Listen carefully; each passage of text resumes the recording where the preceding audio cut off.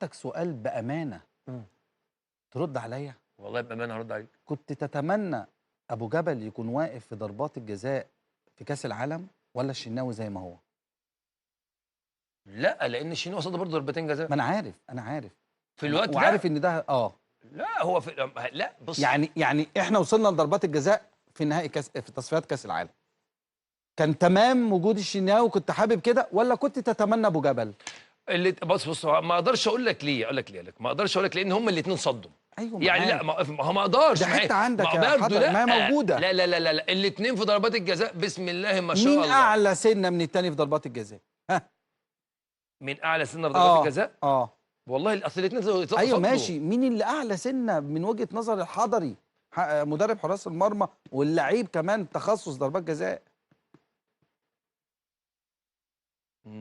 بص، لا انا ممكن اقول لك بميزه ثانيه. الشناوي بيذاكر وبيحفظ.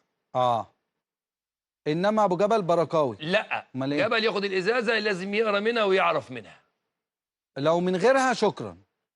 يعني برضه شويه. يبقى الشناوي يبقى الشناوي لا ما فيش حاجه. بص اسمع الكلام بس. ما انا بقول لك اهو. انا قلت لك ايه؟ الشناوي هو انت خايف تقول؟ لا انا بقول إيه؟ انت انا بقول لك مين افضل في ضربات الجزاء. الاثنين زي بعض لان ده صد وده صد. تمام بس الاثنين بص استنى بس عشان بس من يعني ما نضيعش حق الشناوي وما نضيعش حق جبل خالص. انا قلت لك، انت سالتني قلت لك الشناوي بسم الله ما شاء الله صد.